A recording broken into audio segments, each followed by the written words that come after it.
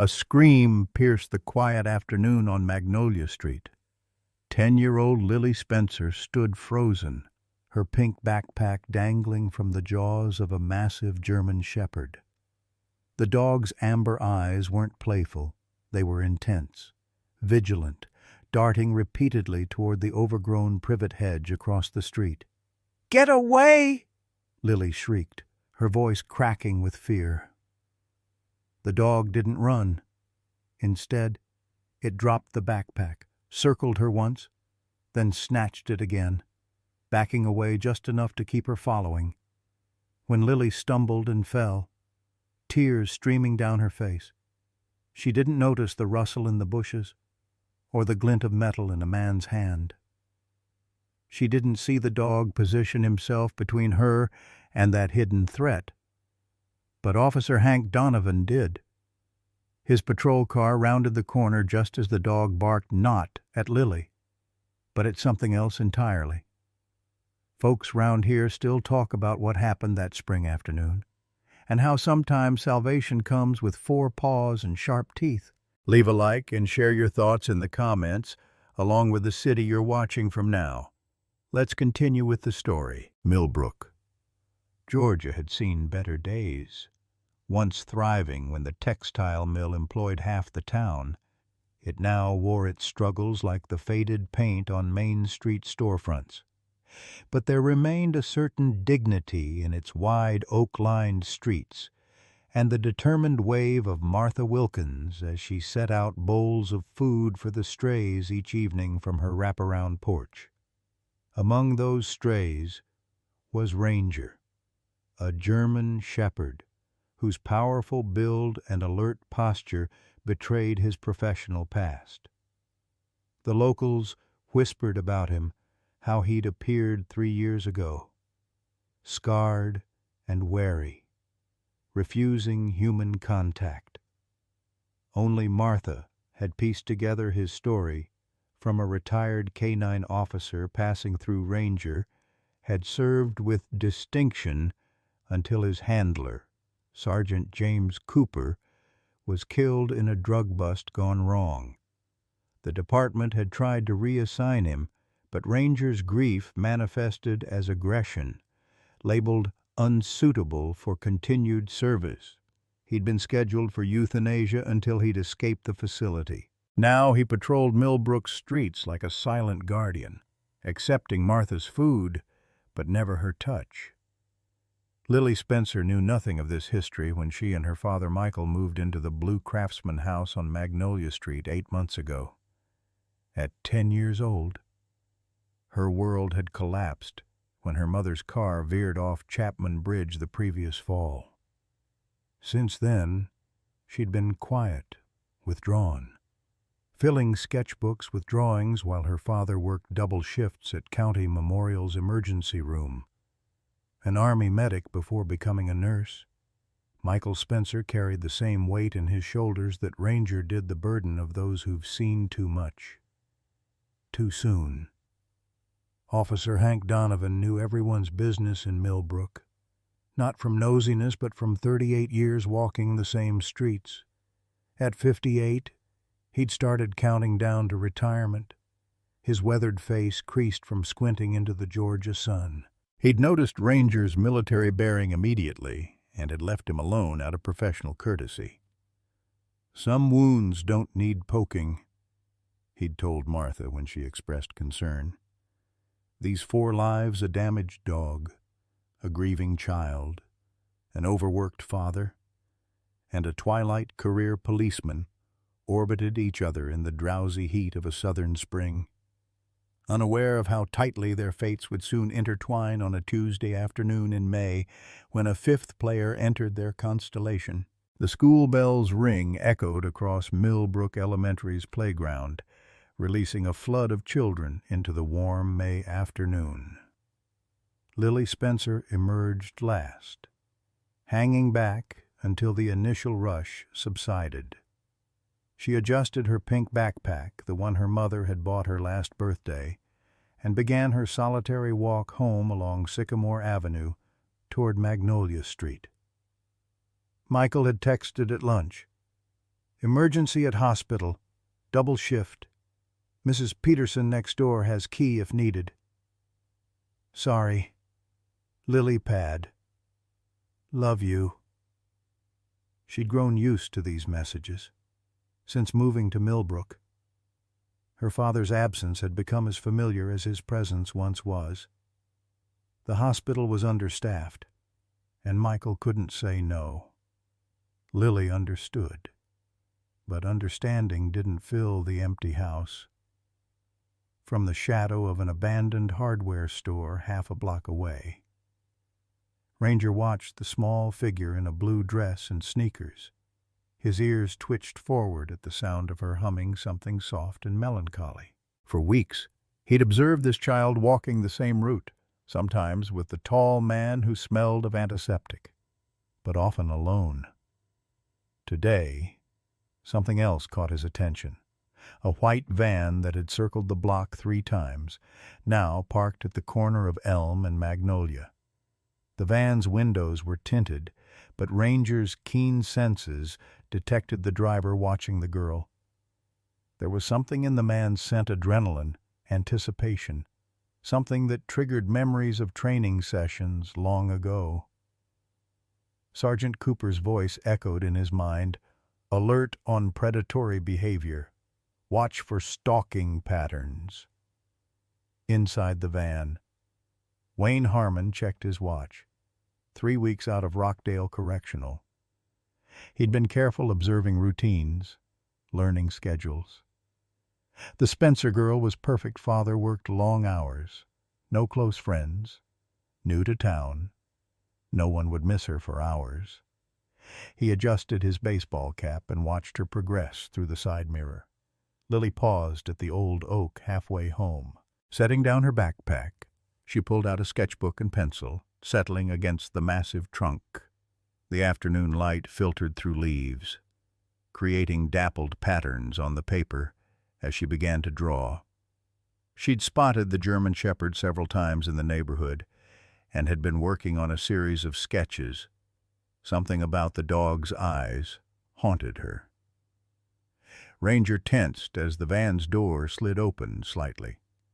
The man didn't exit, just created an opening, watching. The dog's training kicked in threat assessment, strategic positioning. He moved from his hiding place, circling wide to approach the girl from a direction the van driver couldn't immediately see. Lily was so absorbed in her drawing that she didn't notice Ranger until his shadow fell across her sketchbook. She gasped, pencil freezing mid-stroke. The German Shepherd stood 10 feet away, his amber eyes not on her, but scanning the street beyond. "Hello," she whispered, her voice a mixture of fear and wonder. She'd admired this dog from afar, but had never been this close. Martha had warned her and all the neighborhood children not to approach him. "He's been through something terrible. Honey, best to let him be." Ranger's ears pivoted like radar dishes. The van had started its engine. He could see the driver's intent focus, the slight repositioning of the vehicle for a quick departure. Something stirred in the dog's memory, a training scenario at the facility, learning to recognize abduction attempts. When Lily carefully extended her hand, palm up as she'd been taught with strange dogs, Ranger made a decision. He moved suddenly, lunging not at her, but at the pink backpack beside her. His teeth closed on the strap, pulling it away. "Hey," Lily cried out, surprised more than frightened initially. "Stop, that's mine."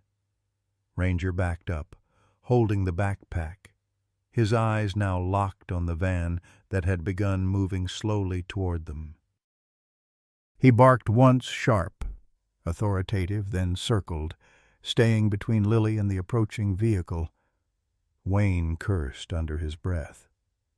The dog complicated things. He'd have to wait, find another opportunity. But as he prepared to drive past casually, something in the dog's posture made him pause. The animal was staring directly at him, not behaving like a typical stray. It almost seemed like recognition. Lily scrambled to her feet, reaching for her backpack. "Give it back." She lunged forward, but Ranger danced backward, keeping the backpack just out of reach. His movements weren't random. They were deliberately drawing her away from the curb, into the more open, visible area of a neighbor's front yard. Wayne watched, calculating. The street was momentarily empty. If he moved quickly, he could still grab the girl and go dog or no dog. His hand moved to the taser in his pocket. One quick zap would handle the mutt. Lily made another attempt to retrieve her backpack, and Ranger responded with an unexpected move. He dropped it, then immediately snatched it again when she came close, backing farther into the yard. This time, his teeth caught her sleeve along with the strap. The sudden tug pulled Lily off balance. She stumbled and fell hard onto the grass, scraping her knee on a hidden rock. The shock and pain overwhelmed her, and she began to cry loud, frightened sobs that echoed down the quiet street. "Help! Someone help!" she screamed, now genuinely afraid of the large dog standing over her, her backpack still in his jaws. To Lily, Ranger's focused intensity looked like aggression, his strategic positioning like threatening behavior. Wayne saw his opportunity dissolving. The girl's cries would attract attention. He needed to leave before someone investigated. But something about the dog's behavior bothered him. It wasn't acting like a dog that had randomly grabbed a backpack. It was acting like... His blood ran cold as the realization hit him. The dog was acting like a trained police canine. Martha Wilkins heard the commotion from her porch where she'd been watering her ferns. Squinting through her bifocals, she saw Lily on the ground and Ranger standing over her. "Lord have mercy," she muttered, setting down her watering can with arthritic hands. Just as she stepped off her porch, the distant wail of a siren caught everyone's attention. Officer Donovan's patrol car appeared at the end of Magnolia Street, just his regular afternoon drive-through. A coincidence of timing that would later seem like providence. Wayne made an instant decision. He pulled the van back into motion, continuing past the scene as casually as possible. Though his knuckles were white on the steering wheel, he'd return another day. The Spencer girl wasn't going anywhere. Ranger saw the van retreating but maintained his position. The threat hadn't fully passed. The backpack remained in his mouth, a prop and a protection strategy his human handlers had trained into his muscle memory years before. When the patrol car slowed near Lily, Ranger's tail gave a single wag, the first Martha had ever seen from the stoic animal. Officer Donovan stepped out of his vehicle, taking in the scene with experienced eyes. A crying child, a dog with a backpack, and Martha Wilkins hurrying across her lawn as fast as her 73-year-old legs would carry her. What he didn't see yet was the white van turning right at the corner, or the man inside already planning his next attempt. What none of them saw was how this moment would change all their lives forever. Officer Hank Donovan approached with the deliberate caution of a man who'd seen too many routine situations turn dangerous over his decades of service. One hand rested lightly on his holster, not drawing the weapon, just acknowledging its presence. "What's going on here?" he called, his voice carrying the gravelly texture of a lifetime of southern humidity and too many cigarettes before he'd quit 15 years ago.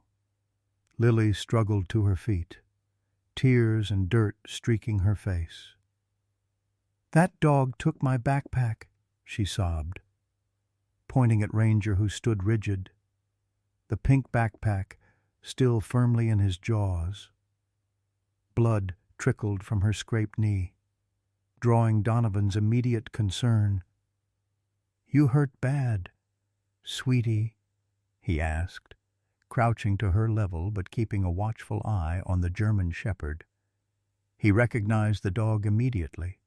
Everyone in Millbrook knew about the stray that wasn't really a stray. "He pushed me down," Lily hiccuped between sobs, though even in her distress she wasn't entirely sure that was accurate.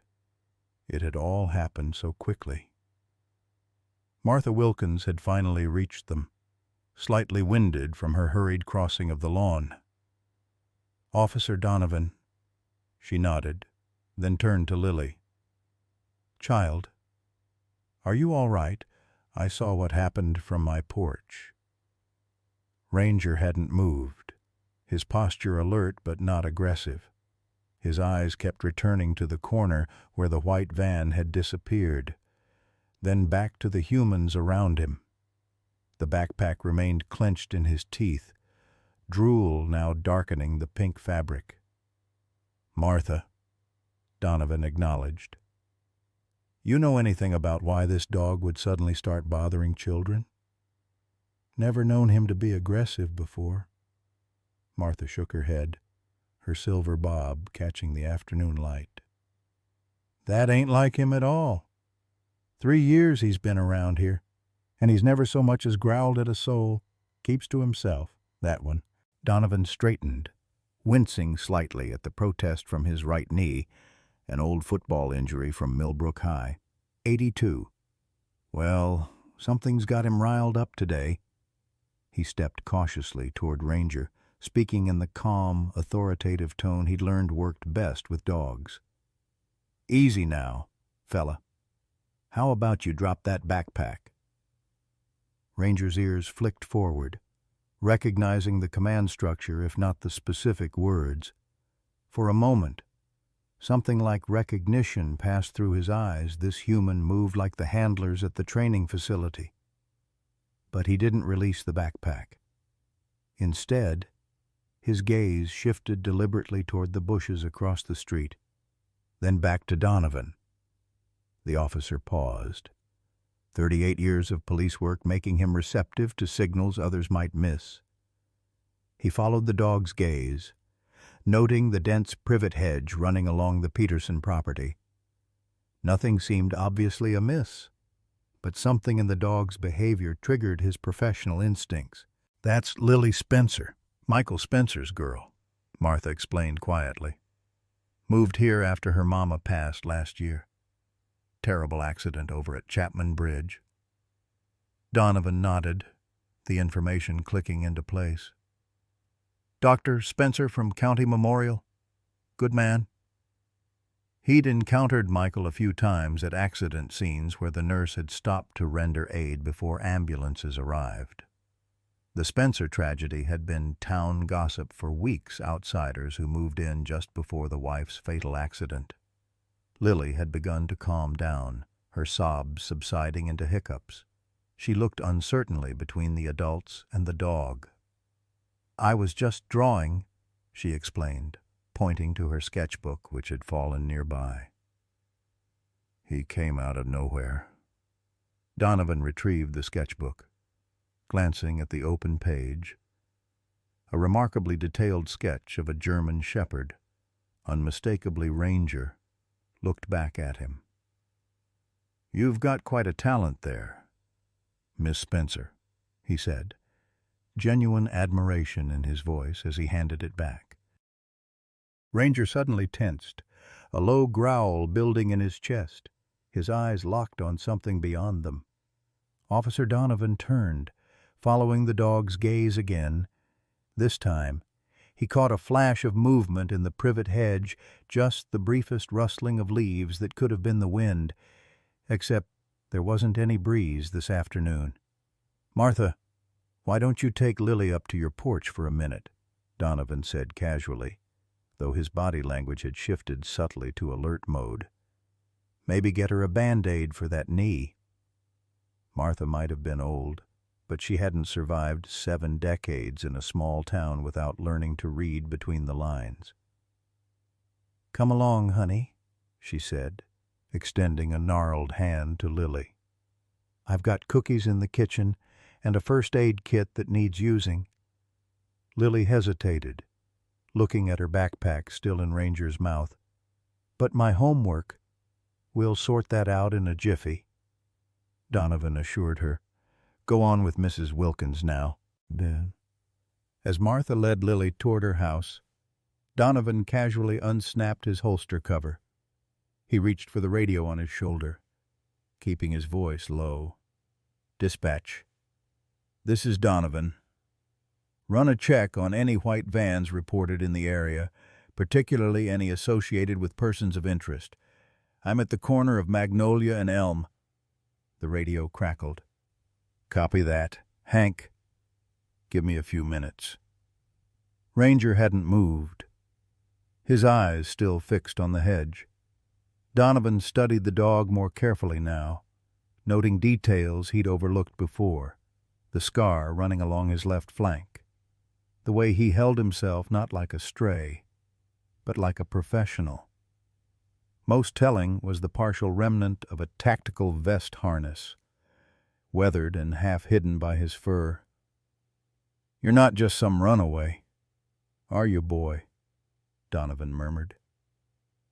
A memory surfaced, a bulletin that had crossed his desk years ago about a K-9 officer gone missing after his handler was killed in the line of duty. The timing would match Ranger's appearance in Millbrook. Donovan's radio crackled again. "Hank, we've got a hit. White 2015 Ford Transit reported near Rockdale 2 days ago. Registered to Wayne Harmon. Just released on parole. Served 8 years for attempted kidnapping of a minor." A chill ran down Donovan's spine. "Any recent sightings? Parole officer reported him missing his check-in yesterday. Consider potentially armed and dangerous." The pieces clicked together in Donovan's mind with sickening clarity. He'd seen too many predators not to recognize the pattern a recently released offender.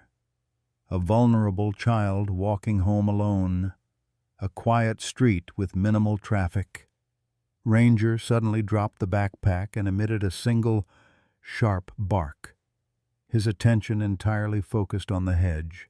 In that moment, Donovan understood what the dog had been doing all along, creating a distraction, keeping the girl in the open, preventing her from walking past that hedge where someone had been waiting. "Son of a bitch," Donovan muttered, drawing his weapon. "Police officer," he called out toward the hedge. "Come out with your hands visible." Nothing happened for a long moment. Then leaves rustled again, more deliberately this time. Ranger's growl deepened, the sound rumbling from deep in his chest. From Martha's porch. Lily watched wide-eyed as Officer Donovan pointed his gun at the bushes across the street. Martha had one arm around the girl's shoulders, her other hand already on her cordless phone. "What's happening?" Lily whispered. "Hush now, child," Martha said gently, though her own heart was racing. She'd already dialed Michael Spencer's number at the hospital, leaving an urgent message with the nurse's station. Donovan took a step toward the hedge, his weapon steady. "Last warning. Come out now." The movement was sudden, a figure bolting from the far end of the hedge, making a break for the corner. Donovan caught only a glimpse of a baseball cap and dark jacket before the man disappeared behind the Petersons' garage. Dispatch suspect fleeing on foot, heading east toward Oakwood Drive. Donovan called into his radio, breaking into a run. At 58, he wasn't as fast as he once was, but determination drove him forward. Ranger moved like lightning, a blur of tan and black fur streaking past Donovan. Years of training kicked in as the dog pursued the fleeing figure with single-minded focus. The flash of memory hit Ranger as he ran Sergeant Cooper's voice during tracking exercises. Channel the pursuit. Focus the energy. His paws barely seemed to touch the ground as he closed the distance, driven by instinct and training that transcended his years on the street. Wayne Harmon glanced back, terror crossing his face as he saw the German shepherd gaining on him. He cut sharply between houses, scrambling over a chain-link fence into a backyard, then another. But Ranger followed every move, eating up the distance between them. Donovan had lost visual contact but could follow the commotion, frightened shouts, barking, the crash of a garbage can being knocked over. He spoke into his radio between labored breaths. Suspect heading through yards toward Creek Street. Send back up. On Martha's porch, the old woman held Lily close, watching police cars converge on their quiet neighborhood. Your daddy will be here soon, she assured the trembling girl. Everything's going to be all right. The dog ranger he knew. Didn't he? Lily asked, sudden understanding dawning in her eyes. He wasn't trying to hurt me. Martha nodded slowly, pieces falling into place for her as well. I believe you're right, child. That dog was protecting you all along. 3 blocks away, Wayne Harmon's flight ended at the dead end of Creek Street, where the old footbridge had collapsed last spring. Ranger had him cornered against the creek bank, hackles raised, teeth bared in a snarl that communicated one unmistakable message: run, and you'll regret it. When Donovan finally caught up, wheezing from the exertion, he found the standoff already established, predator turned prey, with nowhere left to run. Wayne Harmon, Donovan called out, weapon trained on the man. You're under arrest. As backup arrived and officers took Harmon into custody, Donovan looked at Ranger with newfound respect. The German shepherd stood at attention, his mission completed, watching the officers secure his target for the first time in 3 years. Ranger allowed a human to approach him. Officer Donovan slowly extended his hand, palm up. Good boy, he said softly. Damn good boy.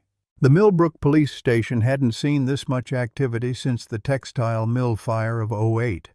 Officers bustled through the small building. Phones rang incessantly, and curious locals drove by slowly, hoping to glimpse whatever had caused 4 patrol cars to converge on their sleepy town. In the cramped conference room that doubled as a break area, Martha Wilkins sat beside Lily Spencer, her veined hand resting protectively on the girl's shoulder. You sure you're okay? Sugar? Martha asked for the 3rd time, studying Lily's face. The girl's tears had dried.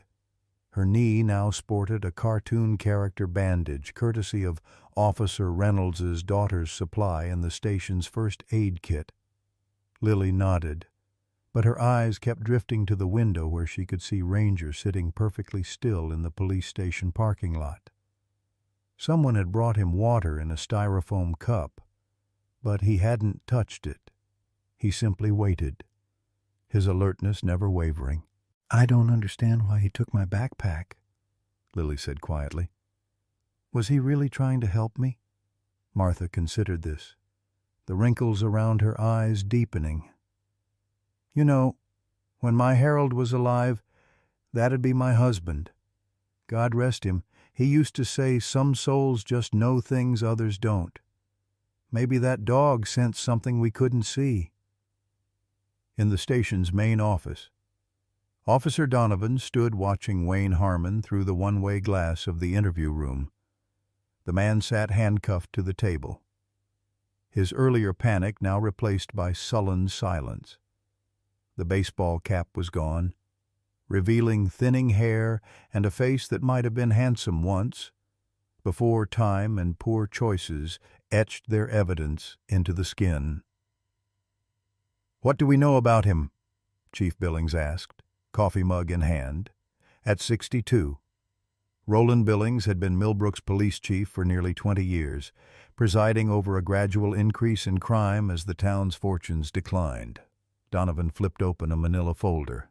Wayne Harmon, 42, released from Rockdale Correctional 8 days ago after serving 8 years for attempted kidnapping. His victim was an 11-year-old girl from Athens. He paused, glancing through the glass. According to his file, he stalked her for weeks before making his move. Sound familiar? Billings nodded grimly. What was he doing in Millbrook? His parole conditions should have restricted him to Atlanta. That's where it gets interesting, Donovan replied. We ran his name through the system. Turns out he used to work at Chapman County Hospital as an orderly. Fired 6 years before his arrest for stealing prescription meds. The chief set down his coffee. Spencer works at that hospital? Exactly. And guess what else? Donovan pulled a photograph from the folder. This was in Harmon's wallet. The photo showed a younger Wayne Harmon standing beside a woman at what appeared to be a hospital staff picnic. The woman was laughing, her arm casually linked through his. That's Catherine Spencer. Billings breathed. Lily's mother. The one who died in the accident at Chapman Bridge last year, Donovan said, his emphasis making the word accident sound suddenly questionable. Outside, a commotion drew their attention. Through the window, they could see Michael Spencer's truck pulling into the parking lot, tires screeching as he parked haphazardly across 2 spaces. He was still wearing hospital scrubs, his face a mask of panic as he leapt from the vehicle. Ranger stood up, watching the newcomer with heightened attention.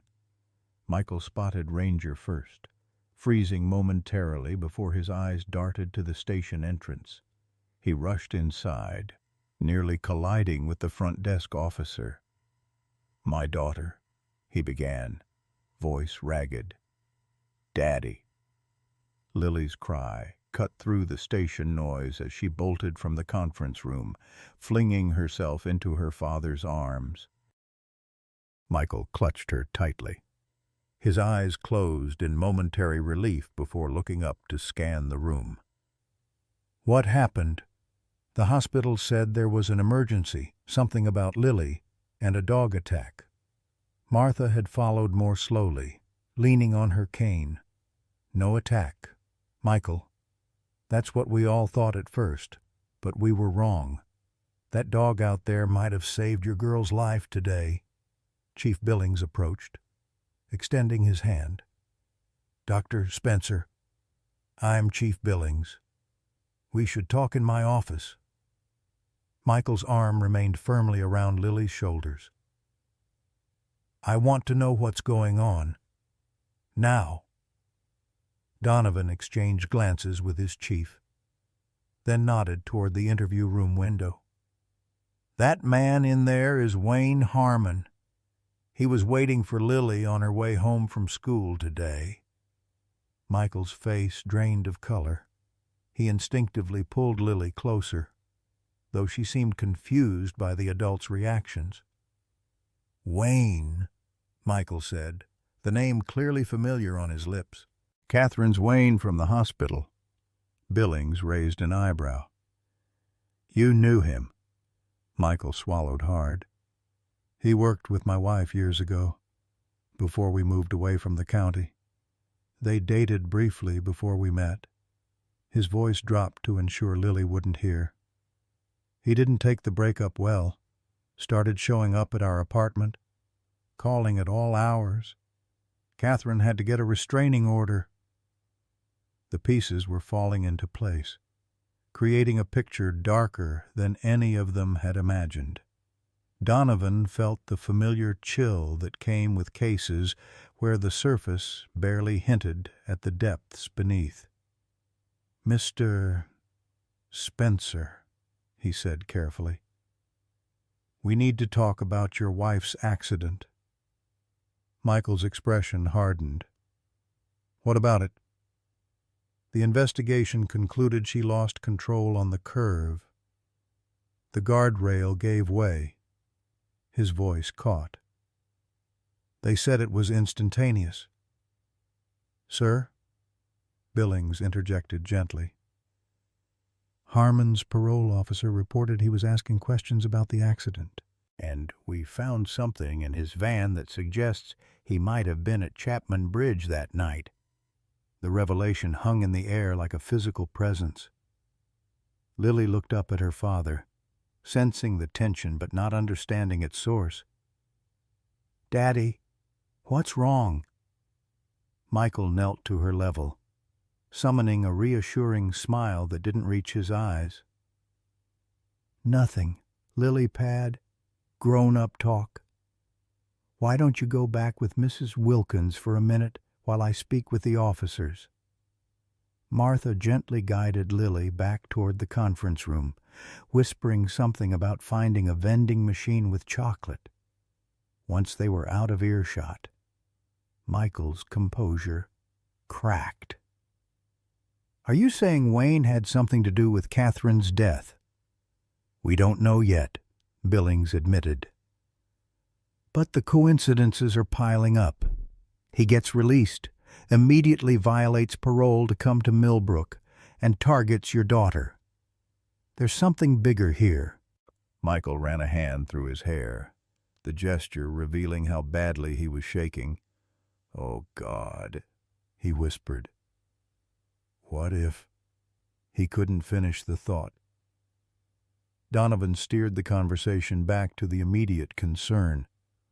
"What matters right now is that he didn't succeed today, thanks to that dog out there." Michael glanced toward the window where Ranger remained, still watching the station entrance. "Martha said he grabbed Lily's backpack. I don't understand." "Near as we can figure, he was creating a distraction," Donovan explained. "Keeping Lily in plain sight, away from where Harmon was hiding. When I arrived, the dog was positioned between Lily and the bushes, where we later confirmed Harmon had been waiting." "That's incredible," Michael said. "How would a stray dog know to do that?" Donovan shook his head. "That's just it. He's not just any stray. I've been making calls since we brought Harmon in." "That dog out there is Ranger, formerly K-9 Officer Ranger of the Atlanta Police Department, specialized in personal protection and kidnapping intervention." Michael stared at him in disbelief. "What's he doing in Millbrook? His handler was killed in the line of duty 3 years ago." Donovan continued. "Ranger was considered too traumatized for reassignment, scheduled for euthanasia. He escaped the facility. Been on his own ever since, as far as anyone knows." Through the window, they could see Ranger had moved closer to the station door. Ears perked forward as if listening to their conversation. Despite everything, Michael felt a surge of profound gratitude toward the animal. "He needs to be checked by a vet," Michael said suddenly. "If he's been on the streets for 3 years, Martha's been feeding him," Donovan assured him. "But you're right. He should get proper care." Chief Billings cleared his throat. "Let's focus on the immediate concerns. Spencer, we'd like your permission to investigate any connection between Harmon and your wife's accident, and we'll need to post an officer at your house until we're certain there's no ongoing threat." Michael nodded numbly, still processing the implications. "Of course. Whatever you need." Meanwhile, in the conference room, Lily sat with Martha, a half-eaten chocolate bar forgotten in her hand. Through the window, she watched Ranger, a thoughtful expression on her face. "Mrs. Wilkins," she said suddenly, "do you think Ranger knew that man was bad?" Martha considered this. "I reckon he did, honey. Dogs have a sense about people that we sometimes lose as we get older. Dad says Mom could always tell who was good and who wasn't," Lily said quietly. "She said it was her superpower." Martha smiled gently. "Smart woman, your mama." Lily's next question came softly. "Do you think Ranger needs a home? He looks lonely out there." Before Martha could answer, the conference room door opened and Officer Reynolds appeared. "Lily, your dad's asking for you. We're going to take you all home now." As they walked through the station, Lily tugged on her father's hand. "Dad, can we help Ranger? He saved me." Michael looked down at his daughter, then through the glass doors where the German shepherd still waited patiently. Something shifted in his expression, a softening, a decision. "Yes," he said simply. "Yes, we can." Outside, Officer Donovan approached Ranger cautiously, speaking in low, soothing tones. The dog watched him with intelligent eyes, but remained where he was. "How do we handle this?" Michael asked, standing at the station door with Lily. "If he's been avoiding people for years—" Donovan stepped back. "Maybe he'll respond to Lily. He was protecting her, after all." Michael hesitated, his parental instincts warring with what he'd learned about the dog's heroism. Finally, he nodded. "Lily, stay right next to me, okay?" Together, they stepped outside. Ranger's attention immediately focused on them, his posture alert but not threatening. "Hi, Ranger," Lily said softly. "Thank you for helping me."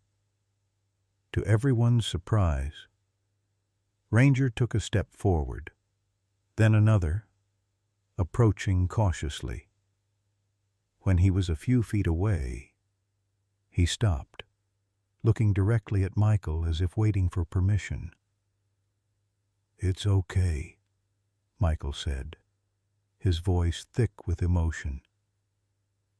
"You're welcome here." Something in those words seemed to reach the dog. Ranger moved forward again, stopping directly in front of Lily. Slowly, deliberately. He lowered himself to a sitting position, the formal posture of a K-9 officer reporting for duty.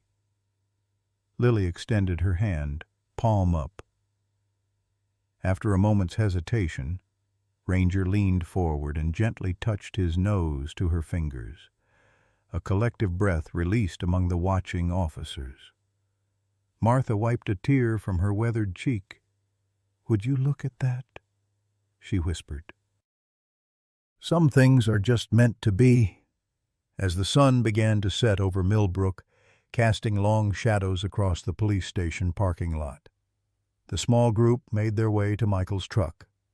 Ranger followed at a respectful distance, never taking his eyes off Lily. "We'll have an officer parked outside your house tonight," Donovan assured Michael. "First thing tomorrow. We'll need to talk more about Harmon and your wife." Michael nodded gravely, helping Lily into the truck. "I'll drop Lily at school and come straight to the station."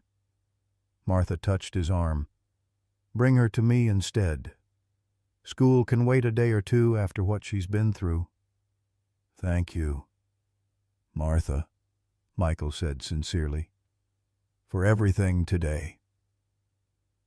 As they prepared to leave, Ranger stood uncertainly beside the truck, looking between the vehicle and the street, torn between following his newfound charges and returning to his solitary existence. "Come on, boy," Michael said, opening the back door. "Time to go home." Ranger hesitated only briefly before jumping smoothly into the back seat, settling beside Lily, who beamed in delight. Across town, in the interview room of the police station, Wayne Harmon finally broke his silence. "I want a lawyer," he demanded when Chief Billings entered. "Oh, you'll get one?" Billings assured him, dropping a heavy evidence bag on the table. "But first, I'd like you to explain why we found brake line fluid and cutting tools in your van, the same type that would be used to tamper with a vehicle like, say, Catherine Spencer's car." Harmon's face betrayed nothing, but his eyes darted nervously to the bag. "We're reopening the investigation into Catherine Spencer's death," Billings continued. "And while we're at it, we're looking into similar accidents near the correctional facilities where you were transferred over the years." For the first time, uncertainty flickered across Harmon's features. "You see," Billings leaned closer, "that dog that foiled your plans today, turns out he has quite a record of sniffing out the truth. And now that he's found his voice again, I suspect he's just getting started." Back on Magnolia Street, Michael's truck pulled into the driveway of the Blue Craftsman house. Lily had fallen asleep during the short drive, exhaustion claiming her after the day's events. In the back seat, Ranger sat alert, his eyes scanning the darkening street with professional assessment. Michael caught the dog's gaze in the rearview mirror and felt a strange connection. Two guardians, both carrying invisible wounds, both dedicated to protecting the sleeping child between them. "I don't know if you can understand me," Michael said quietly, "but you saved my daughter today. You have a home with us for as long as you want it." Ranger's ears twitched forward at the words, his amber eyes never leaving Michael's in the mirror. No response was needed.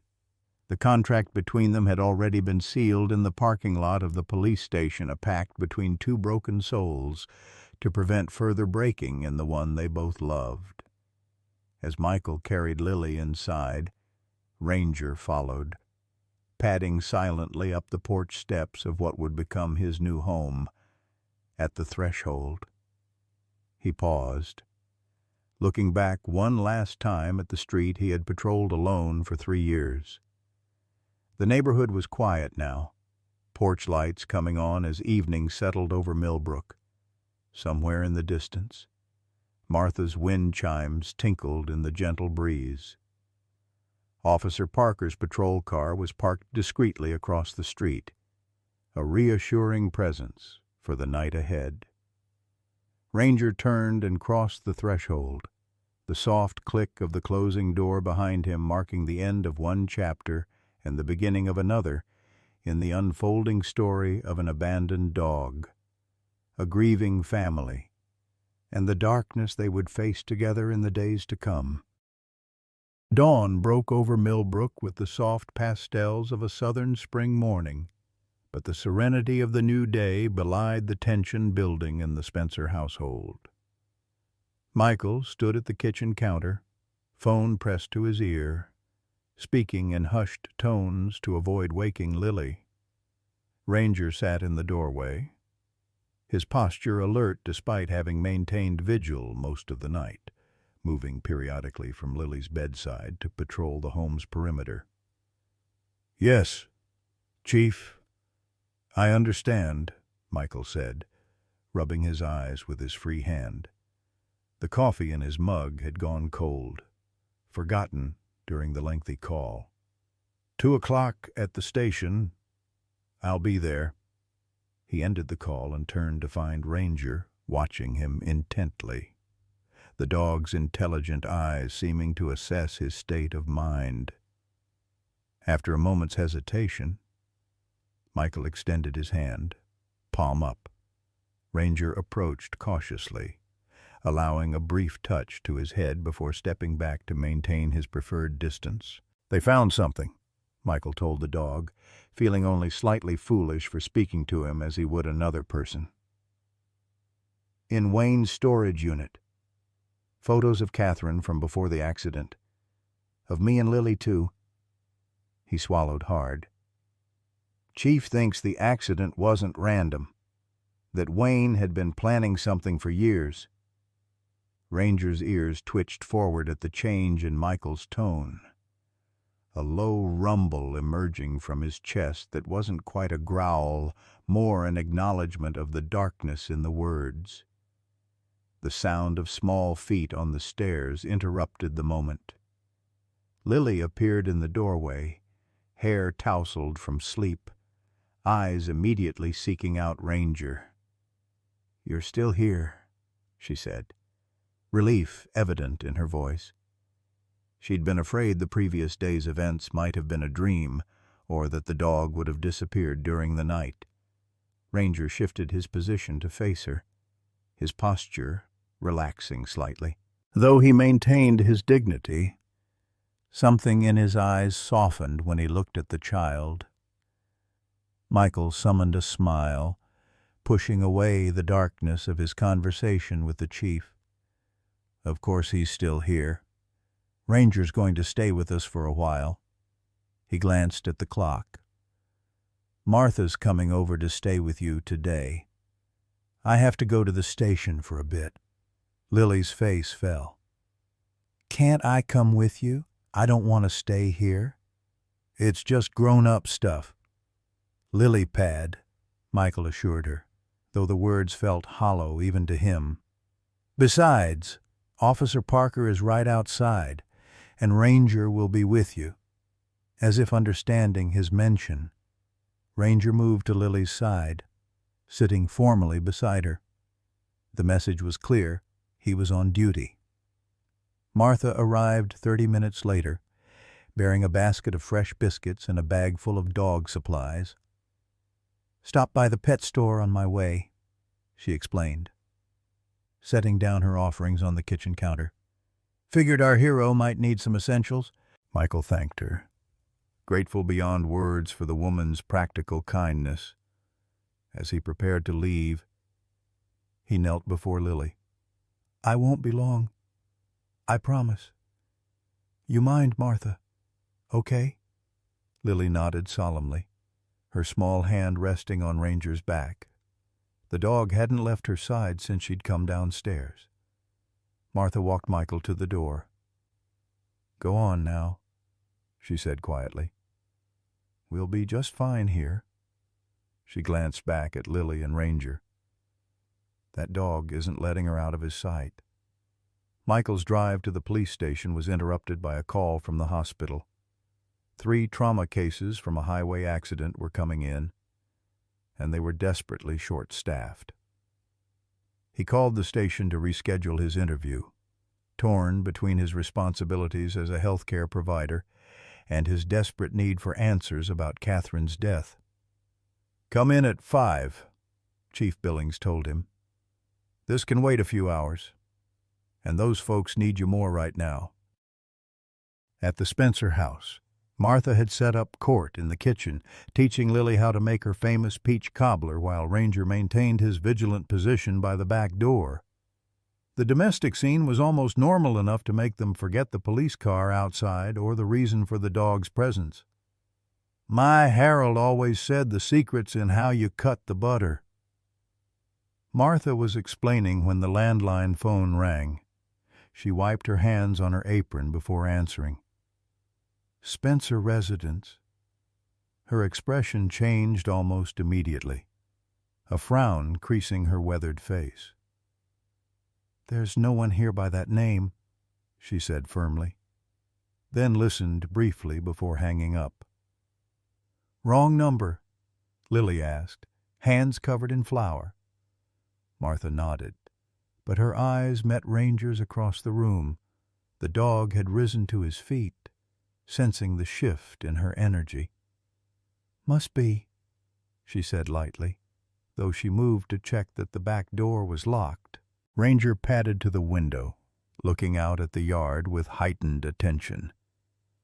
Something had changed in the atmosphere of the house, a tension that hadn't been there moments before at County Memorial Hospital. Michael worked mechanically, his trained hands performing procedures while his mind churned with questions.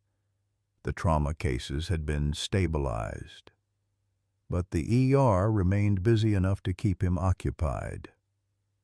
He was changing his scrubs after a particularly messy procedure when his phone vibrated with a text.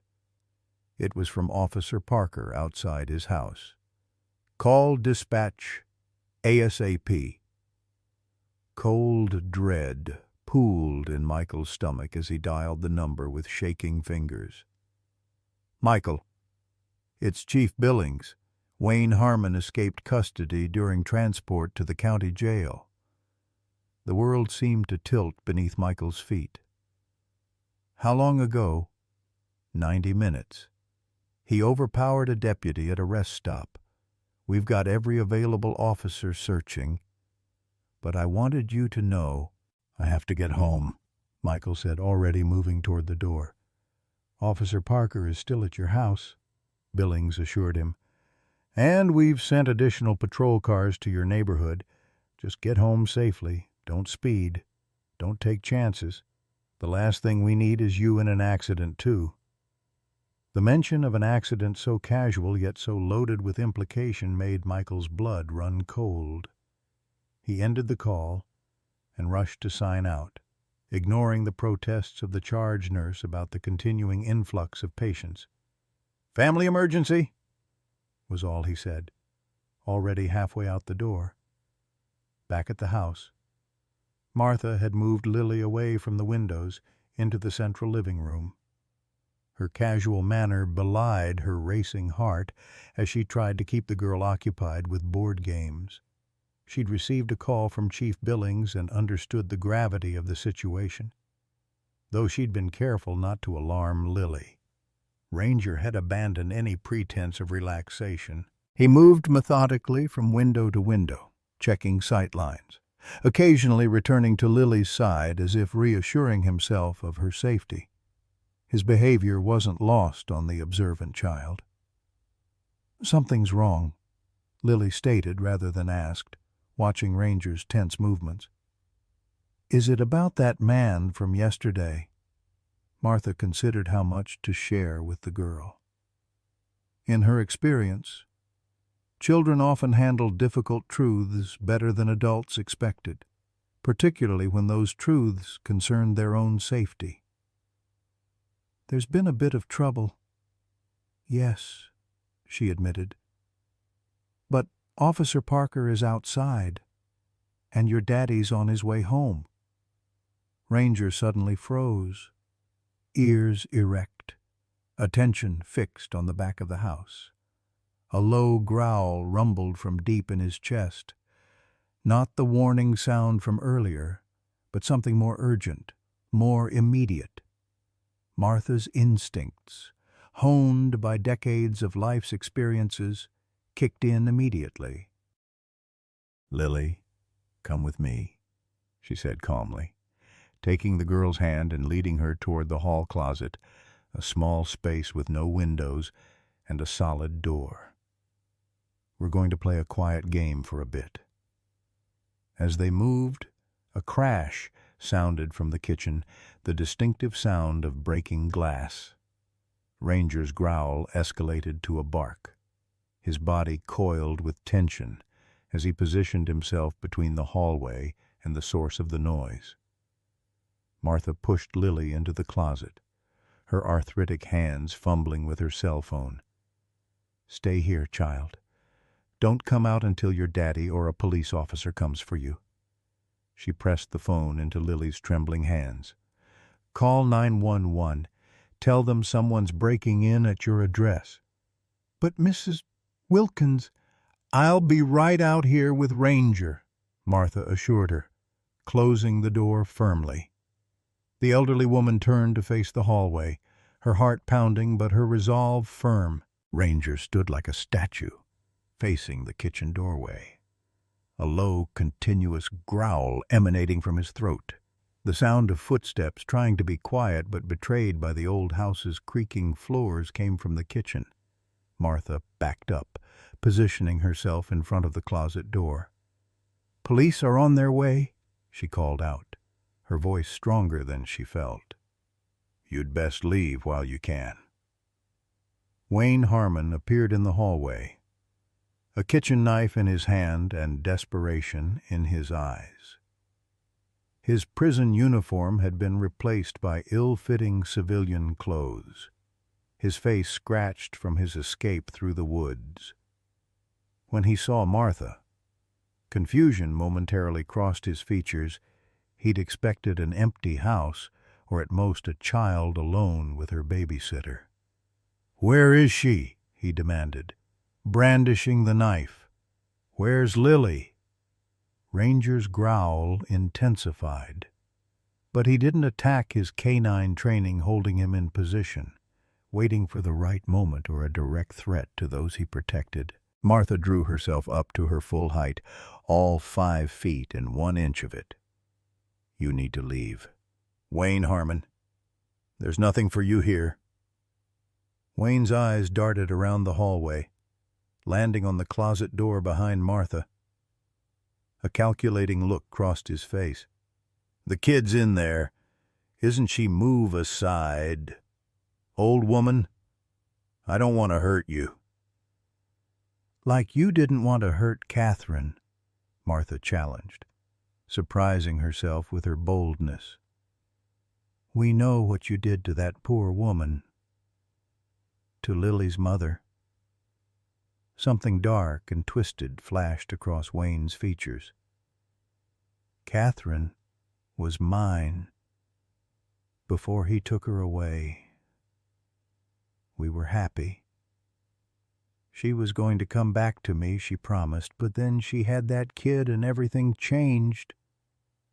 Outside, the wail of approaching sirens pierced the air. Wayne's head jerked toward the sound, panic replacing calculation in his eyes. "Move!" he shouted, lunging forward with the knife.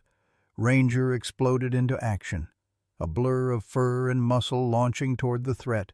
His training took over, not going for the throat as a wild dog might, but targeting Wayne's arm, clamping powerful jaws around the wrist, holding the knife. Wayne screamed in pain, the knife clattering to the floor as Ranger forced him backward into the kitchen. Martha rushed to retrieve the weapon, her hand shaking as she slid it across the floor away from the struggle. The front door burst open, Officer Parker rushing in with weapon drawn, followed closely by Michael, who had arrived simultaneously with the backup units. "Lily!" Michael shouted, terror evident in his voice. "Closet!" Martha managed to say, pointing with a trembling finger. Michael rushed to the closet door, flinging it open to find Lily huddled inside. Phone clutched to her chest, tears streaming down her face. He gathered her into his arms, holding her so tightly she squeaked in protest.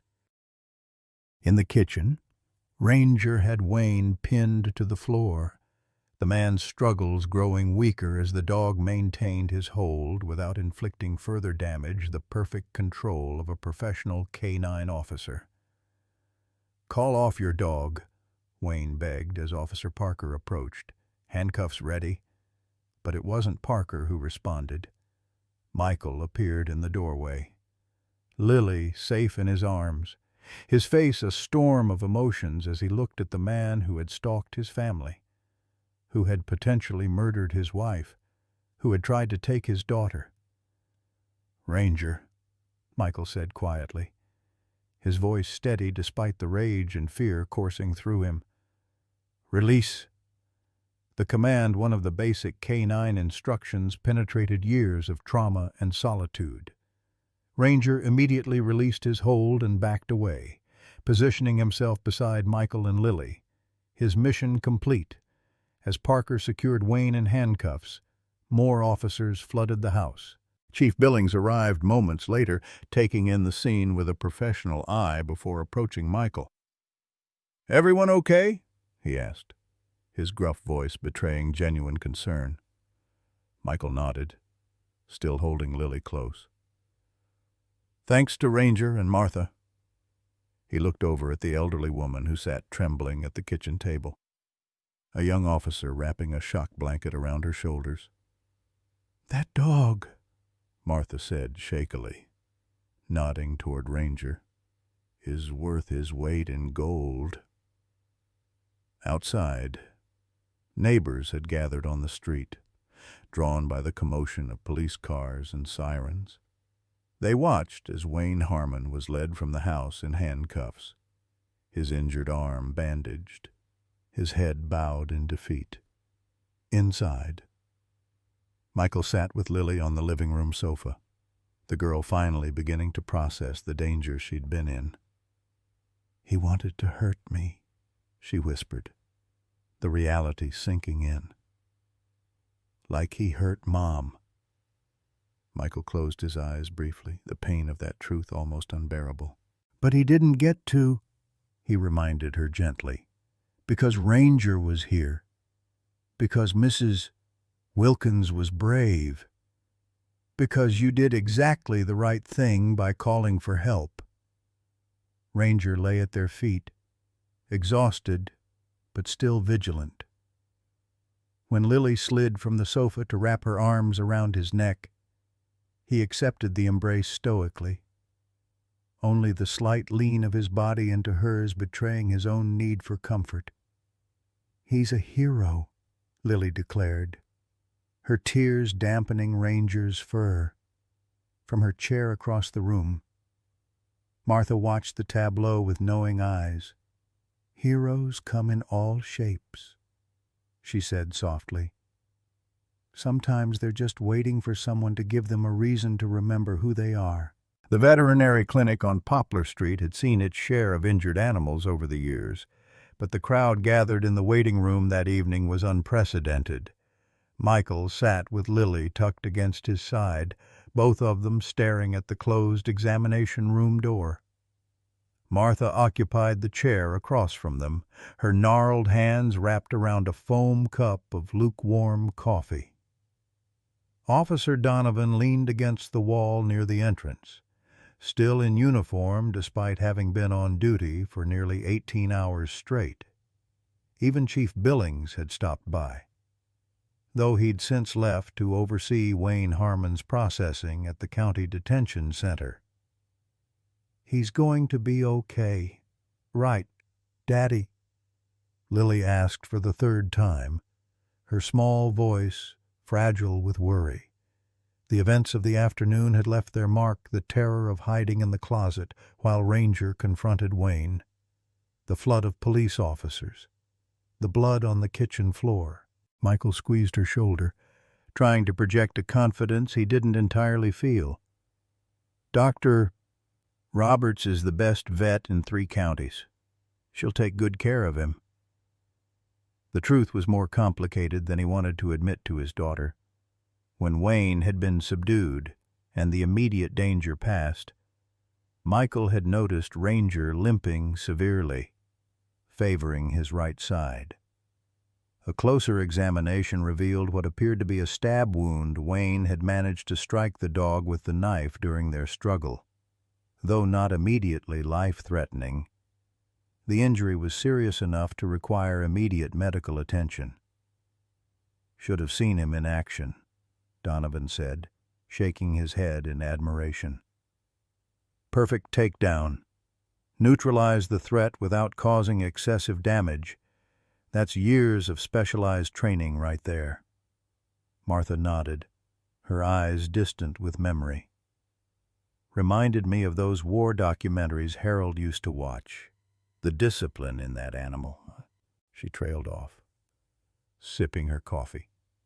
The examination room door finally opened, and Dr. Elaine Roberts emerged, still wearing surgical gloves stained with blood. In her early 50s, with prematurely silver hair and kind eyes behind wire-rimmed glasses, she'd been Millbrook's only veterinarian for nearly 2 decades. Everyone stood as she approached, tension evident in their postures. "He's stable," she announced without preamble, knowing it was the information they most needed. The knife missed any vital organs, but he lost a significant amount of blood. I've sutured the wound and started him on antibiotics. Michael felt Lily's small body sag with relief against him. "When can we take him home? Doctor—" Roberts pulled off her gloves with a practiced motion. "I'd like to keep him overnight for observation. And there's something else you should know." Her expression grew more serious. "While I was treating him, I took the liberty of scanning for a microchip. He has one." A heavy silence fell over the waiting room. Michael felt a cold dread forming in his stomach. "So, he belongs to someone." "Belonged," Dr. Roberts corrected gently. "I contacted the registry. Ranger was registered to the Atlanta Police Department K-9 unit, Handler Sergeant James Cooper. When I explained the situation, they connected me with their administrative office." She paused, choosing her words carefully with a glance toward Lily. "Sergeant Cooper was killed in the line of duty 3 years ago. Ranger was scheduled for retirement, but escaped the facility before the paperwork was processed. They're not going to take him away." "Are they?" Lily asked, her voice rising with panic. She looked from Dr. Roberts to her father, eyes wide with fear of another loss. Before Michael could respond, Officer Donovan stepped forward. "Actually, I've been on the phone with Atlanta PD all afternoon. Given the circumstances and Ranger's actions today, they've agreed to officially release him from service. They're drawing up paperwork to transfer ownership." He looked directly at Michael. "If you want him, that is—" The question hung in the air, though it hardly seemed necessary.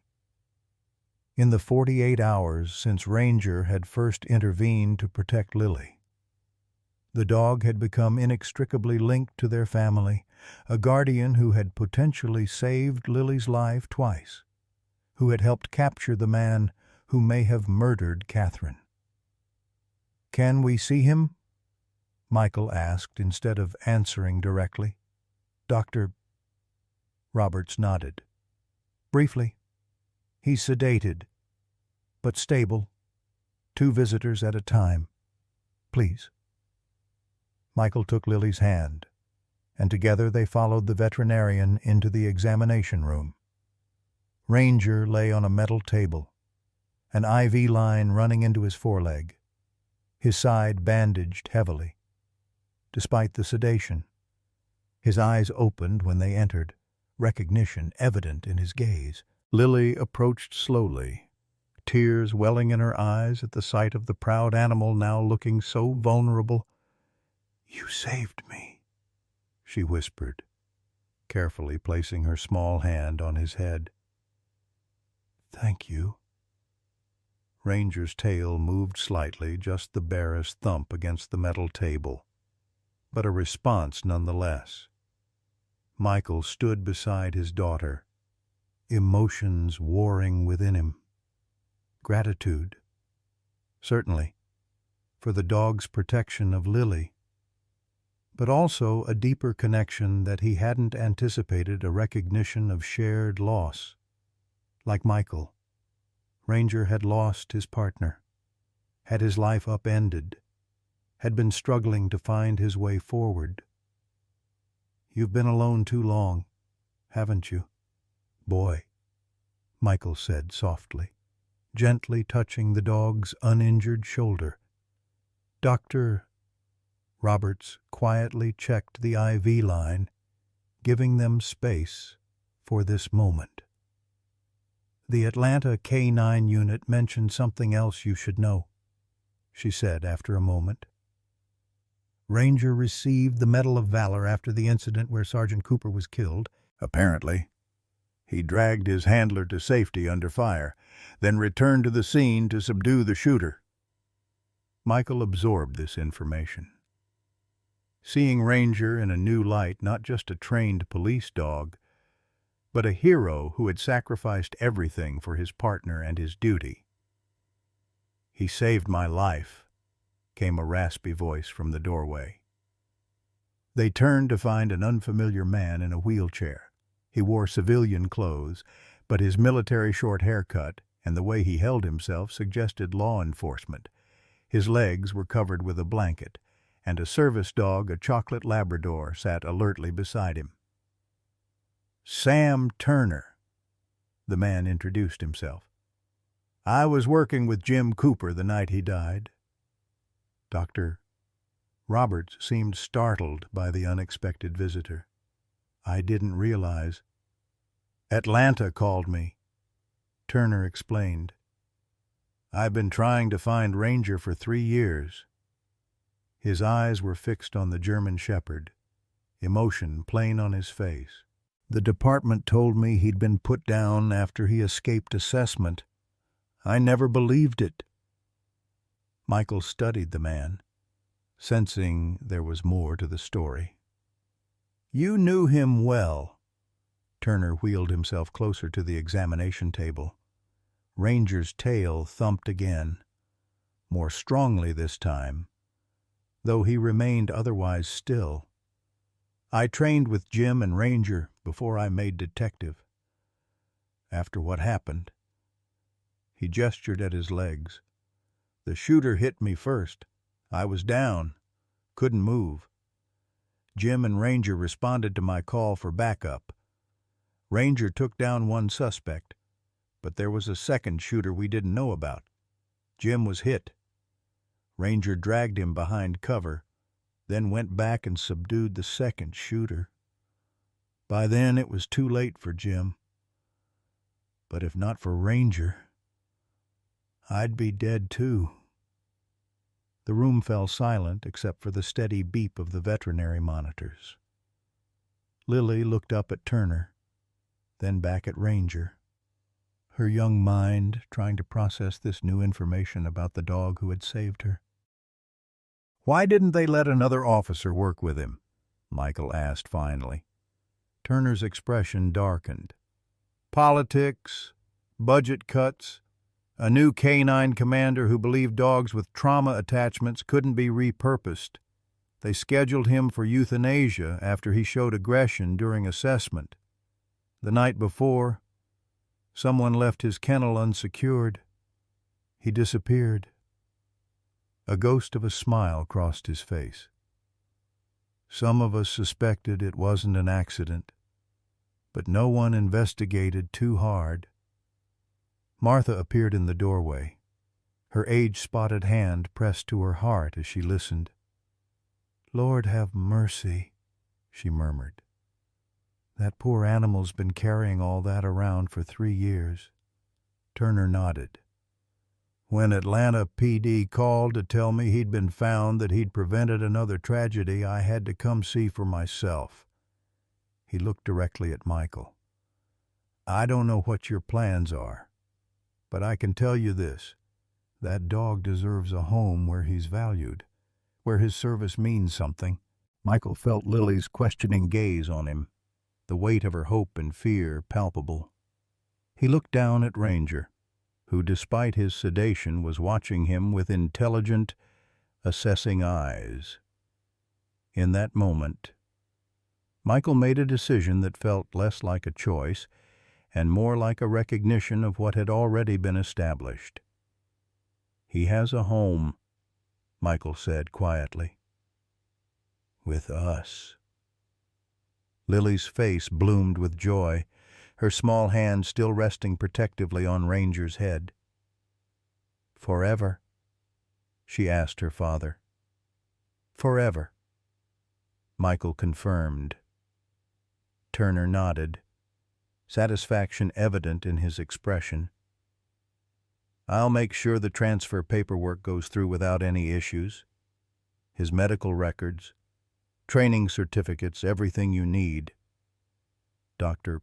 Roberts cleared her throat, professional concern reasserting itself. "As touching as this is, my patient needs rest. You can continue this conversation in the waiting room."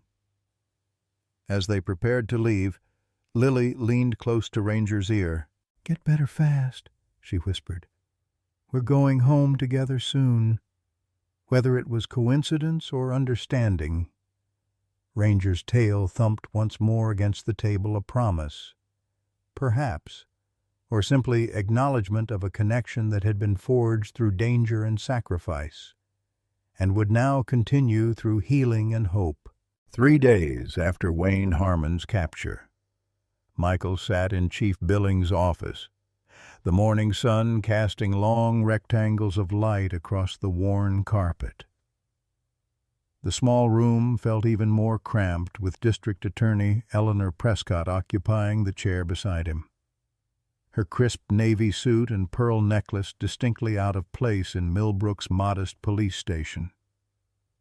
"We've completed the preliminary investigation," Billings said, opening a thick folder on his desk.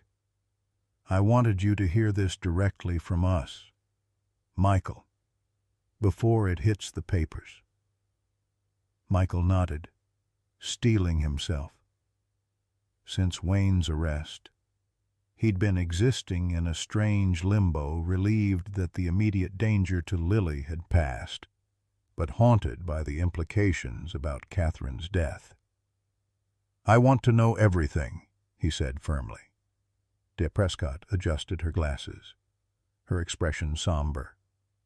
"The evidence recovered from Harmon's storage unit is substantial. We found detailed journals dating back nearly 12 years, documenting his obsession with your wife." Michael's hands tightened on the armrests of his chair. 12 years. That's before we even met. Billings nodded grimly. "According to his writings, Harmon and Catherine dated briefly when they both worked at County Memorial. When she ended the relationship, he didn't accept it. He followed her, monitored her social activities. We found hundreds of photographs," Prescott added, her tone carefully professional. "Catherine at work, at stores, at restaurants. Later, photos of your wedding, your home, Lily as an infant." Michael felt sick, imagining this man watching his family for years, collecting these moments of their private lives. "And the accident?" he asked, forcing the words past the tightness in his throat. Billings and Prescott exchanged glances. "We found tools in his storage unit that matched the damage pattern on Catherine's brake lines," Billings said finally. "And journal entries describing how he followed her for weeks, learning her routine, waiting for an opportunity when she would be driving alone near Chapman Bridge." The confirmation of what he'd feared hit Michael like a physical blow. He closed his eyes briefly, memories of Catherine's funeral flashing through his mind, the closed casket, Lily's small hand in his, the unanswered questions about why Catherine had lost control on a road she'd driven hundreds of times. "He confessed this morning," Prescott said quietly. "In exchange for taking the death penalty off the table, he provided a full statement about Catherine's death and his plans for Lily." Michael's head snapped up. "What plans?" Prescott hesitated, clearly weighing how much to share. "Harmon believed that with Catherine gone, he could eventually insert himself into your lives. When you moved away instead, he became fixated on the idea that Lily was being kept from him." "Kept from him?" Michael repeated incredulously. She's not. She was never. In his mind, Catherine had chosen him first. Billings interjected. His delusion extended to seeing Lily as somehow connected to him. The journals indicate he planned to take her to a cabin in the North Georgia mountains where they would be a family. The implication was clear, though mercifully unspoken. Michael felt a wave of nausea, followed by profound gratitude that Ranger had intervened when he did. "There's more," Prescott said, her professional demeanor slipping to reveal genuine concern. During interrogation, Harmon mentioned other incidents over the years. "We're working with authorities in 3 counties to investigate unsolved cases of missing children in areas where Harmon lived or worked." The room fell silent as the full weight of this revelation settled. Michael thought of the white van, of Wayne watching Lily walk home alone, of what might have happened if not for a stray dog with a heroic past. "We'll need Lily to testify," Prescott said after a moment, "but I'll do everything in my power to make it as brief and painless as possible." Her account of Harmon's attempt to approach her, combined with Ranger's intervention, provides crucial evidence of intent. Michael nodded numbly. "She's been having nightmares," he admitted. "Wakes up crying for her mother. For Ranger, too." "How is the dog doing?" Billings asked, offering a momentary reprieve from the darker aspects of their conversation. "Home now, still recovering, but improving daily. Barely leaves Lily's side." Michael managed a small smile. "The Atlanta Canine Unit sent his service vest and medals yesterday. Lily's been reading to him while he recuperates." Prescott gathered her papers, sensing Michael needed time to process everything they'd shared. "We'll need to schedule a formal statement from you about Catherine's relationship with Harmon, but it can wait a few days." As they prepared to leave, Billings cleared his throat. "One more thing. Michael, the state police found something else in Harmon's storage unit." He reached into his desk drawer and removed a small velvet jewelry box. "We believe this belonged to Catherine."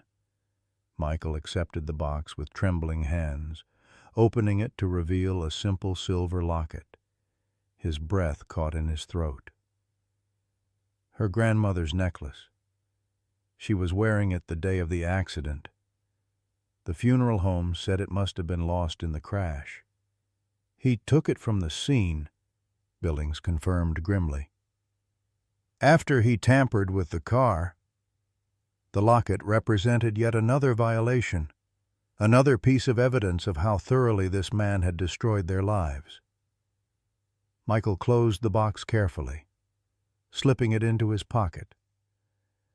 "Thank you for finding this. Lily should have it." Outside the station, Michael sat in his truck for several minutes, overwhelmed by all he had learned.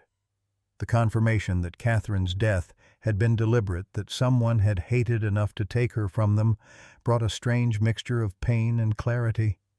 The random cruelty of an accident had been replaced with the targeted cruelty of murder. He drove home slowly, the jewelry box heavy in his pocket. As he turned onto Magnolia Street, he saw Martha Wilkins on her front porch, watering her hanging baskets. She raised a hand in greeting, her watchful presence a reminder of the community that had rallied around his family. Inside the house, he found Lily in the living room, sitting on the floor beside Ranger's new orthopedic bed, a gift from Dr. Roberts. The German shepherd lay with his head on his paws, his side still bandaged but his eyes alert as they tracked Michael's entrance. "Dad?" Lily looked up from the book she'd been reading aloud. "Ranger ate all his breakfast today, Dr. Robert said. That's a good sign." Michael smiled, pushing aside the darkness of the morning's revelations to match his daughter's enthusiasm. "That's great. Lily pad." He knelt beside them, automatically checking Ranger's bandages with a nurse's practiced eye. The wound was healing well, though the dog would carry another scar to add to his collection. "We've been reading about police dogs," Lily continued, showing him the book Martha had found at the library. "Did you know Ranger can understand commands in 2 languages? Mr. Turner said he was trained in English and German." "Is that so?" Michael asked, gently stroking Ranger's head. The dog had gradually allowed more physical contact as the days passed, though he still maintained a certain reserved dignity. Lily nodded seriously. "Mr. Turner said he'll come back to teach us the commands when Ranger feels better." Her expression turned thoughtful. "Dad, is Mr. Turner going to take Ranger back?" "No, sweetheart," Michael assured her. "Ranger is staying with us. Mr. Turner just wants to help us understand him better." Relief washed over Lily's face. "Good, because I think Mom would have loved him." The simple statement caught Michael off guard, emotion tightening his throat. "I think you're right," he managed. "Your mom always had a soft spot for strays." Sensing the shift in mood, Ranger lifted his head, looking between them with an almost human perception of their emotions. He gave a soft whine, nudging Lily's hand with his nose. "He knows when I'm sad," Lily explained matter-of-factly. "Like Mom used to." Michael reached into his pocket, fingers closing around the jewelry box. "I have something for you," he said. "Something of Mom's that was found recently." Lily's eyes widened as he opened the box, revealing the silver locket. "Grandma's necklace," she exclaimed, instantly recognizing it. "Mom wore it all the time." "She wanted you to have it someday," Michael said, carefully removing it from the box. "I think now is the right time." As he fastened the chain around Lily's neck, he caught a glimpse of her reflection in the window, so much like Catherine that it made his heart ache. The locket rested just below her collarbone, a small piece of her mother returned to her. Lily touched it reverently. "Can we put a picture inside of Mom and Ranger?" "Of course." Michael agreed, touched by how naturally she had connected Catherine to the dog who had saved her. Later that afternoon, Detective Sam Turner arrived as promised, wheeling himself up the newly installed ramp to the front porch. His service dog, a chocolate Labrador named Scout, walked sedately beside him. "How's our patient?" Turner asked as Michael welcomed him inside. "Improving," Michael reported, "though he gets restless when Lily's not in sight." Turner nodded knowingly. Canine officers form strong bonds. Once Ranger decided Lily was under his protection, that commitment became absolute. In the living room, Ranger had managed to sit up at the sound of Turner's voice, his posture straightening despite his injury. When Turner wheeled in, the German shepherd's tail gave a slow, deliberate wag recognition of a comrade. "Hello, old friend," Turner said softly. "You've found yourself a new post. I see." Lily looked between them curiously. "Did you work with Ranger too?" Turner smiled. "Sometimes. I was mainly Jim Cooper's partner, his human partner. Ranger and I understood each other, though. He reached into a bag hanging from his wheelchair and withdrew a worn leather binder. I brought something I thought you might want to see. Inside were photographs and documents chronicling Ranger's service career. Lily leaned forward eagerly, absorbing each image: Ranger as a young dog in training, Ranger with his handler at a competition, Ranger receiving his Medal of Valor, a newspaper clipping about a drug bust where he'd discovered hidden contraband. "He was a hero before he came to us," Lily said with pride, glancing at the dog who watched them with intelligent eyes. "He was," Turner agreed. "But heroes don't always get treated right." His expression darkened momentarily. "After Jim died, the department didn't know what to do with Ranger. They didn't understand that his grief looked like aggression, that he needed time." Michael thought about his own grief after Catherine's death. The anger, the withdrawal, the struggle to function for Lily's sake. "I understand that," he said quietly.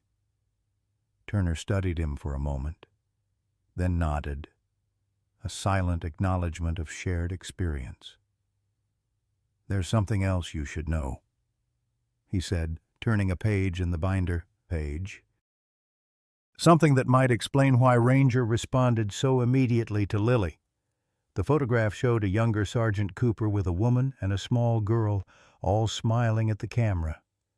Ranger sat dutifully beside them, looking much the same except for fewer scars and brighter eyes. "Jim's wife and daughter," Turner explained. "Sophie was 8 when this was taken. She had the same color hair as Lily." Michael stared at the image, understanding dawning. Ranger wasn't just protecting Lily because of his training. Turner nodded. "I think in some way. He saw someone he'd lost and sworn to protect." He closed the binder gently. "Sometimes the wounds we carry lead us exactly where we need to be." From his bed, Ranger watched them with knowing eyes, the weight of his past evident in his gaze but no longer defining his future. The broken dog and the broken family had found each other precisely when needed most, each offering the other a path toward healing that neither could have found alone. 1 year later, Magnolia Street bloomed with the colors of early summer. Hydrangeas nodded their heavy blue heads along walkways, and porch fans spun lazily against the Georgia heat. Outside the blue Craftsman House at number 23, a hand-painted sign swung from the mailbox post, "Home of Ranger, Retired K-9 Officer." Inside, Michael Spencer adjusted his tie in the hallway mirror, glancing at his watch. "Lily, we need to leave in 5 minutes." "Coming." Lily's voice drifted down from upstairs, followed by the rhythmic thump of Ranger's tail against the hardwood as they descended together. At 11, Lily had grown taller over the past year, her face losing some of its childish roundness. She wore a yellow sundress, her grandmother's locket nestled at her throat, her hair pulled back with a matching ribbon. Ranger padded beside her, his formal K-9 vest gleaming with badges and service medals. The scar on his side had healed to a pale line partially hidden by his fur, a physical reminder of the day that had changed all their lives. "You both look perfect," Michael said, smiling at the pair. Ranger had become Lily's constant shadow, accompanying her to school, to therapy sessions, and now to today's special event. "Is everyone going to be there?" Lily asked, checking her small purse for the speech cards she'd written and rewritten a dozen times. "The whole town, I suspect," Michael confirmed, opening the front door. It's not every day Millbrook dedicates a new park. The drive to the town center took only minutes, but the transformation of the once vacant lot beside the police station was remarkable, where weeds and gravel had dominated for years. A green space now spread invitingly, with benches, flowering trees, and a central playground. A stone monument stood draped in blue fabric near the entrance, waiting for the ceremony to begin. Martha Wilkins waved from her seat in the front row, her Sunday best brightened by a corsage of summer roses. At 74, she had become a regular visitor at the Spencer home, teaching Lily to bake and sharing stories of Millbrook's history. Beside her sat Sam Turner, his wheelchair positioned at the end of the row, service dog Scout resting at his feet. Chief Billings stood at a small podium, microphone in hand, his dress uniform pressed for the occasion. Officer Donovan, recently promoted to lieutenant, directed the small crowd to available seats, looking uncomfortable in his formal attire but proud of the day's significance. "There they are," Billings announced as Michael parked. "Our guests of honor." Lily took a deep breath, suddenly nervous at the attention. Ranger pressed closer to her side, sensing her anxiety, his steady presence calming her as it had countless times over the past year. "You're going to do great," Michael assured her, squeezing her shoulder gently, as they made their way to the reserved seats. Familiar faces smiled and nodded. Dr. Roberts from the veterinary clinic, Lily's teachers and classmates, officers from the police department. Even D.A. Prescott had driven from the county seat for the occasion, her formal demeanor softened by the significance of the day. Chief Billings cleared his throat, bringing the murmuring crowd to attention. "Friends and neighbors, we're gathered today to dedicate Millbrook's newest public space, a park that represents not just recreation, but recognition of heroism in our community." He spoke briefly about the town's history, about the importance of safe spaces for children, about the events of the previous spring that had ultimately led to this day.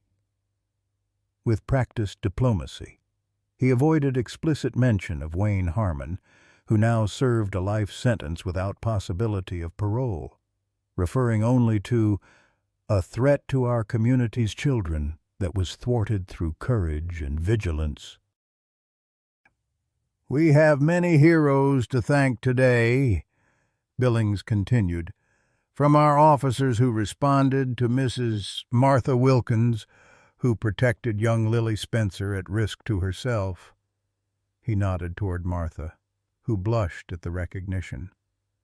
"But two individuals stand out for particular recognition, which is why the town council unanimously approved the name of this new park." He gestured for Lily and Ranger to join him at the podium. Ranger moved with the dignified bearing that had returned to him over months of healing physical recovery, bolstered by the stability of a loving home and renewed purpose. "Lily Spencer has asked to say a few words," Billings announced, adjusting the microphone to her height. Lily looked out at the gathered faces, momentarily frozen despite weeks of preparation. Beside her, Ranger pressed gently against her leg. "I'm here," and she found her voice. "A year ago," she began, her clear voice carrying across the hushed crowd, "I was walking home from school when a dog took my backpack." A ripple of knowing laughter moved through the audience. "I thought he was being mean. I thought he was just a stray causing trouble. I was wrong." She glanced down at Ranger, who sat at perfect attention beside her. "Ranger wasn't stealing my backpack. He was saving my life. He saw something I couldn't see, someone waiting to hurt me. And he remembered his training from long ago." Michael watched his daughter with a swelling heart, marveling at her composure, at how far they had all come from the broken family that had moved to Millbrook seeking escape from grief. "When my mom died," Lily continued, her hand touching the locket at her throat, "I thought I'd never feel safe again. Dad and I were both really sad and scared." She looked briefly at Michael, a small smile acknowledging their shared journey. "But Ranger taught us something important. He lost his person, too, his police officer who was his best friend. He was alone and scared just like us." Martha dabbed at her eyes with a handkerchief. Sam Turner sat straighter in his wheelchair, professional demeanor briefly overcome by emotion. "Ranger showed us that even when really bad things happen, you can still be brave. You can still help others. You can find a new family and be happy again." Lily placed her hand on Ranger's head, the gesture natural and confident. "That's why this park is important. It's a safe place where kids can play without being afraid, where families can make new memories, where our town can remember that heroes sometimes have 4 legs and fur." Chief Billings stepped forward, visibly moved by Lily's words. "Ladies and gentlemen, it is my honor to unveil the official name of Millbrook's newest public space." He and Lily together pulled the blue fabric from the stone monument, revealing the engraved plaque beneath Ranger's Watch Park. "Where every child is protected, dedicated to K9 Officer Ranger and all who stand guard over our community's children." Applause erupted as Lily knelt to hug Ranger, whispering something in his ear that made his tail wag once, twice, a rare public display of the bond they shared. Michael joined them at the monument, the 3 of them standing together as cameras flashed and the town celebrated. In that moment, beneath the warm Georgia sun, the journey of the past year crystallized into something meaningful, not an erasure of their losses, but a transformation of grief into purpose, of trauma into strength. Later, as the formal ceremony gave way to community picnic and children explored the new playground, Martha found Michael watching Lily and Ranger from a bench beneath a young oak tree. "You've done well by that girl," she said, lowering herself carefully to sit beside him. "And by that dog, too," Michael smiled, watching as Lily showed Ranger her name inscribed on a smaller plaque listing donors to the park project. "They've done well by me," he corrected gently. "I was drowning after Catherine died.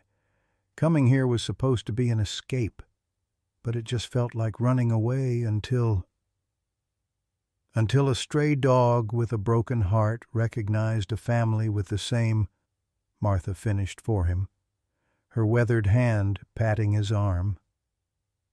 "Some might call that coincidence. I call it providence."